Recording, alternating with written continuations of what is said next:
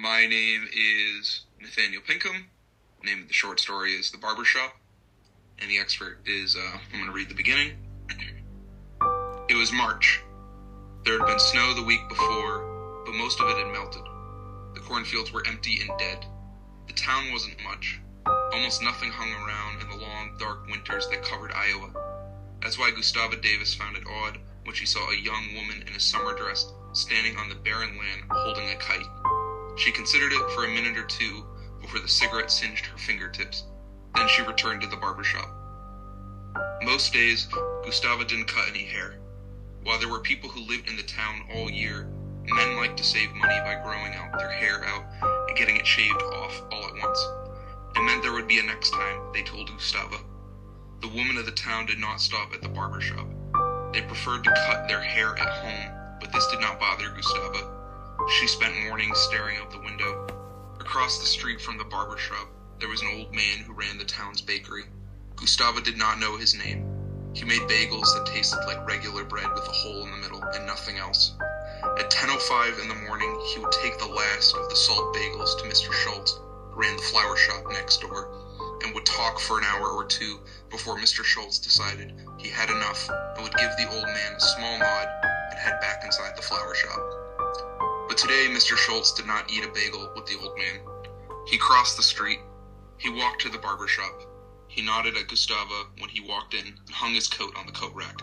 He sat down in the chair.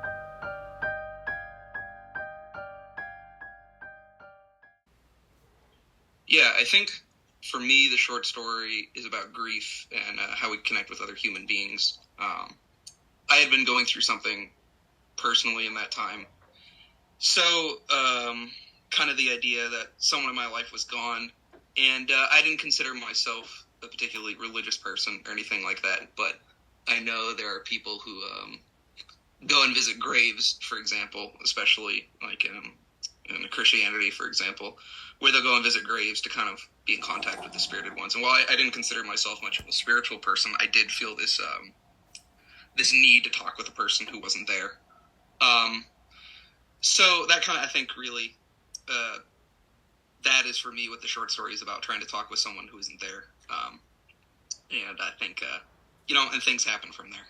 Ooh, that's a good question. I was a bit of a slow writer at the time. It was maybe a year or two ago when I wrote it, and before I had gone through serious editing.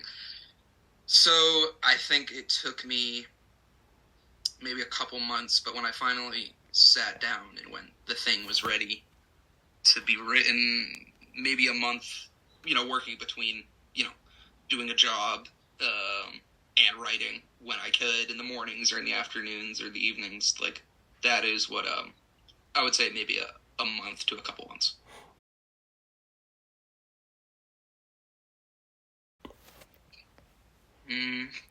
This is gonna sound a little contradictory, I guess, with the nature of the short story, because it's kind of a surreal thing.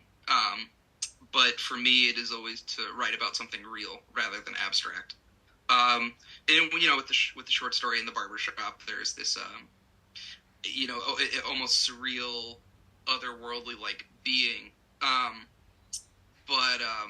so that, you could say, is not real, but the sentiment of and the wanting to connect with another human being, that I think is pretty real and relatable and understanding to another human being. And so even though there's these fantastical elements, I almost think of like Franz Kafka's The Metamorphosis, where a man wakes up and finds out he's been turned into a bug, where, that's, as far as I understand, no one's woken up and turned into a bug.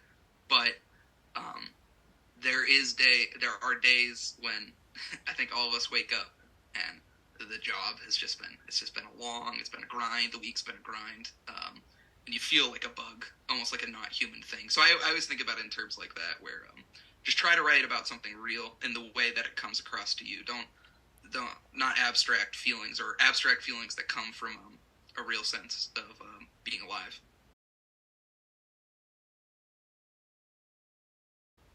I can't speak for anyone who isn't me, because we all have our own process, but For me, an interesting character is someone who speaks for herself.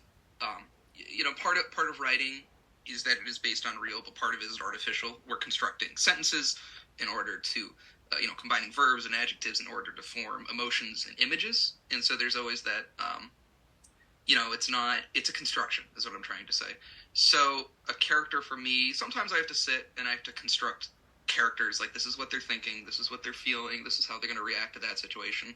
But those characters that when they speak for themselves, and there's almost like coming from a deep part of your brain or deep inside your soul or whatever, there's a deep intuitive sense that the character is just speaking to you as if they are a real human being right across from you.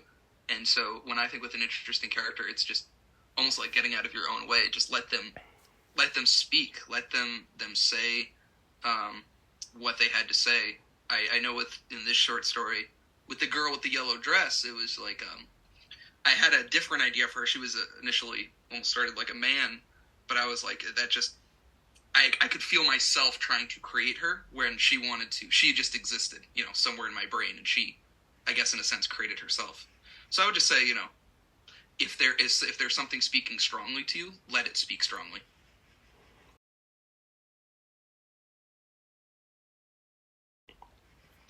Yeah, I did mention Kafka, and I adore Kafka. But in terms of short stories, in my mind, and this is kind of like a normal conventional answer, but I really do love Raymond Carver, especially A Small Good Thing. And I think what's interesting about that story, because that short story, at least currently, is like one of my favorites of all time. I always find myself going back to it. And while Kafka, I think on a formal level, is more surreal, Carver, he's much more this dirty, minimalist realism, if you want to view it that way. But there's a bit of magic in the short story, A Small Good Thing, because I would say the character in that one that sticks out to me is always the baker. It's surrounded by this horrible, tragic moment where a kid gets hit by a car, and just these two parents in a hospital, and you're there for 20 pages with their pain and their misery and their tension. And I won't spoil it for anyone who hasn't read it, but at the end where they talk to the baker, there's this baker who's been calling them, and he's a bit gruff, and there's just no way he could know what's going on. And so that gruffness, and combined with at the ending where there's almost this opening, speaking in abstracts a little, there's this opening where the characters share a moment. They literally tear apart a piece of fresh bread after the tragedy. And that for me was it felt like magic. It was a real, very plausible thing, but it just felt like pure magic when he just did the right thing at the right time to a situation that feels almost unreal, like the death of a child. And that character, I guess, sticks out to me the most. He's kind of minor in the story, the mom and the dad, and there's even doctors that have more of it, but that baker will always stand out to me. The kind of like in 20 pages, the pure transformation and the pure magic.